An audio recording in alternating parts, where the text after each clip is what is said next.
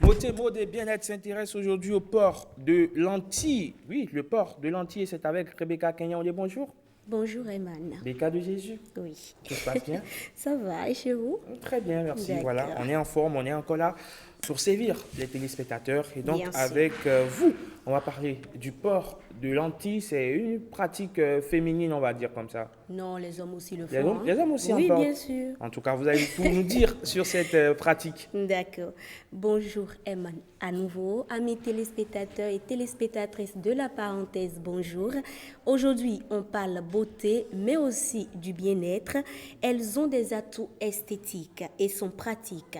Elles peuvent redonner de l'éclat à votre regard tout en subtilité. Les lentilles, puisque c'est d'elles il s'agit, sont la nouvelle tendance beauté et il en existe une grande diversité sur le marché. Cependant, elles ont aussi quelques inconvénients et leur utilisation nécessite des précautions.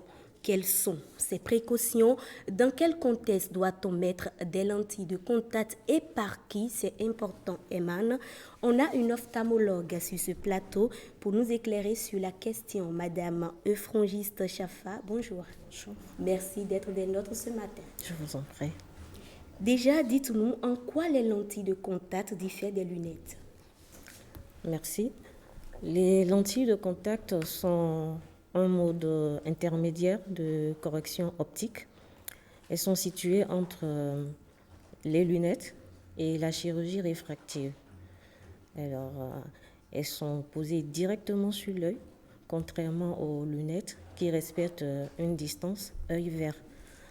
Et ces lentilles sont souvent utilisées chez des personnes qui ont une aisance financière la plupart du temps, qui sont assez bien éduquées parce que leur utilisation requiert assez de précautions, puisque lorsque l'hygiène et l'entretien ne sont pas respectés, les sujets qui l'utilisent sont sujets à beaucoup de complications. Alors, parlons de ces lentilles. Est-ce qu'il en existe de plusieurs sortes, si oui, lesquelles? S'il y a plusieurs types de lentilles, on a les lentilles souples et les lentilles rigides. Les souples, elles sont hydrosolubles et faites de matériaux hydrogel ou silicone médical. Elles sont de première intention. Parce qu'elles sont beaucoup plus tolérables et la plupart du temps utilisées de façon quotidienne. Elles sont la plupart du temps jetables. Voilà. Est-ce qu'il y a une différence entre les lentilles médicales et les lentilles fantaisistes? Si, il y a une différence. Tout à l'heure, je parlais des lentilles souples. En dehors des lentilles souples, il y a les lentilles rigides. Elles sont beaucoup plus durables. Elles ont une longue durée de vie et sont faites de matériaux semi-rigides. Mais elles ont aussi l'avantage de ne pas se déformer lors des clignements des paupières et donc permettent d'avoir une bonne acuité visuelle. Alors, les lentilles médicales et les lentilles fantaisistes, oui, il en existe. Alors, les lentilles médicales, on va parler de lentilles médicales lorsqu'elles sont prescrites dans des buts à but thérapeutique ou à but optique, puisque les lentilles sont utiles pour corriger la plupart des amétropies, au même titre que les lunettes. Mais en plus de ça, les lentilles ont à elles toutes seules certaines indications à but thérapeutique. Par exemple, le kératocone ne peut être traité que par les lentilles. Voilà. Mais outre ça, il y a des utilisations à visée cosmétique. Voilà. Et c'est là qu'on va peut-être parler des lentilles fantaisistes qui sont souvent colorées pour éclairer le regard. Et comme monsieur Hamon le disait tout à l'heure que c'est l'apanage des femmes, oui, c'est possible, on peut le dire, puisque une étude réalisée en France a montré que 67% des porteurs de lentilles sont des femmes. Voilà. Vous avez l'information. Je suis sûre que vous allez voir tout à l'heure dans ce cocktail d'images qu'on a préparé un homme qui a mis des lentilles. Ensuite, on revient juste après.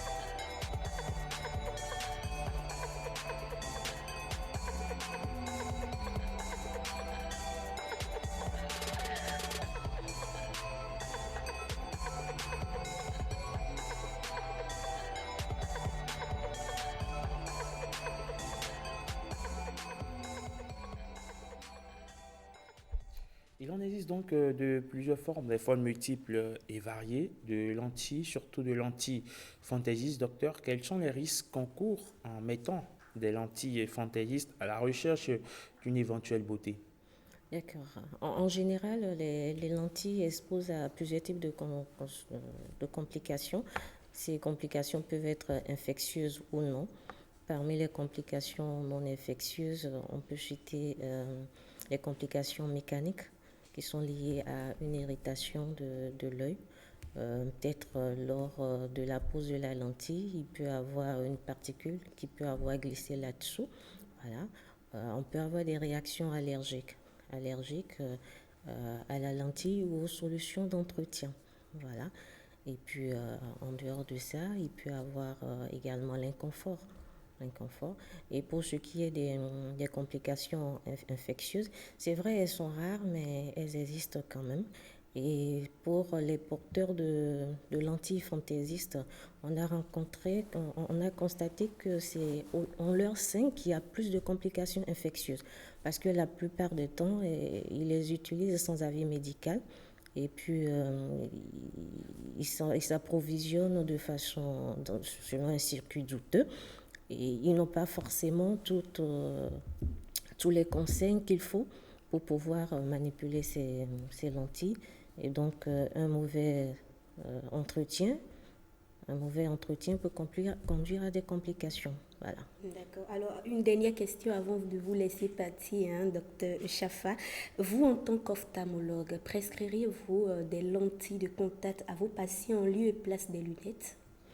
Alors, comme nous l'avons dit tout à l'heure, les indications sont diversifiées. Il y a certains patients chez qui on est obligé de prescrire des lentilles de contact à visée thérapeutique. J'ai parlé du cas du kératocone. Alors, en dehors de ça, pour des raisons optiques, oui, on peut être amené à prescrire des lentilles de contact. Il est vrai que sous nos cieux, cette prescription, elle est un peu rare, mais elle existe quand même. Et puis, voilà, si un patient est désireux, on lui fait la prescription. Voilà. D'accord, donc on retient que les lentilles de contact, c'est bien, mais il faut qu'elles soient prescrites par un spécialiste. Voilà. Puis s'il y a un bilan de préadaptation, des conseils qui suivent, c'est pas banal. Voilà. D'accord. Merci à vous, Euphragiste Chaffa. Je rappelle que vous êtes ophtalmologue. Merci. Merci également à toi, Rebecca. Docteur, avant de vous laisser partir, je vais vous poser une question. Est-ce que vous aimez le football?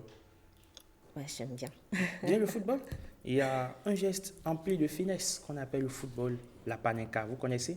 Oh non, jamais entendu parler. Jamais entendu parler. Alors, vous allez rester avec nous et je suis Bruno Swali qui nous explicite le terme panenka, c'est dans les six sports.